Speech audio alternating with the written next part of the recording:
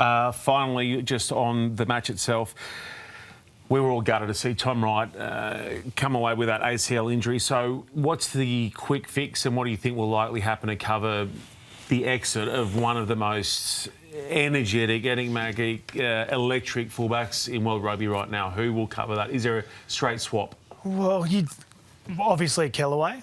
He's like a straight swap straight in. I've seen some people saying put Jorgensen there, but he's the best winger in the world at the moment. I wouldn't be moving him at all.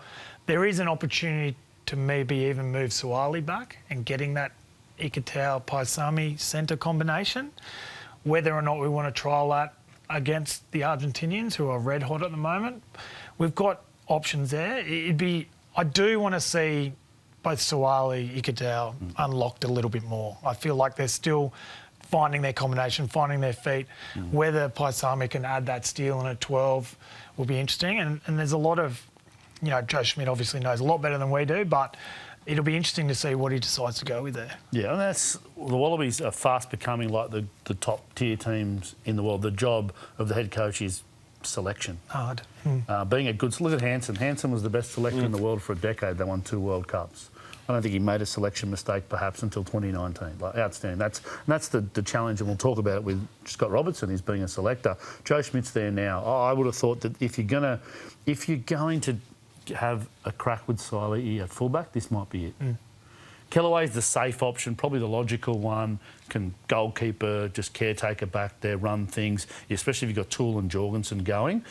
You've got to remember who you're playing. So Argentina, multifaceted kicking options, will take short kicks, contestable kicks, move their pictures around in attack if you watch their game on the weekend, and kick to other places. So the positional play of your fullback is absolutely crucial, which is what Kells will do. In terms of contestable in the air stuff, Suaalii might be a way to unlock some of his other skill sets, and then freeing Len up a bit. We've seen how good he is in tight, carry, that sort of stuff.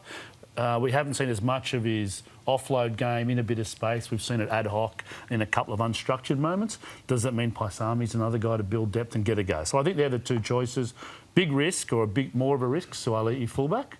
Otherwise, Kellaway. I'm stunned that the two of you haven't just straight up gone, Andrew Kellaway goes straight in. I'm stunned that that's not just your immediate lockdown decision going forward. Because I'm right in saying, am I not, in that he is one of the great organisers, one of the great communicators that are getting around at the moment. So you've still got a 20-year-old on the wing and you're going to have a debutant +1 game on the other wing. Don't you need someone like him in there to just guide them around, put them in the right spots? Yeah, you do, but I'm not 100% convinced that Suaalii at 13. Never have been. Okay. So I want to... And probably should be finding this out more at the Waratahs.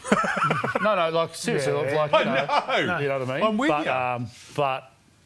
And it'd be good to be able to answer the question, right? Yes, yeah. Like, because everyone is still like, where is, like, who just wants him on the wing? Yeah. Some people want him at fullback. He's playing a lot at 13 at the moment. It'd be interesting to find. We've said it. Wing's the easiest. Fullback is, I would have thought, his best position. 13, useful, but a hard position. Yeah. And we've seen that they've had real issues, the Wallabies, at getting line speed in the midfield. And there's lots of different reasons why. So imagine streamlining Super Rugby up to test level. That'd be a novel idea, wouldn't it?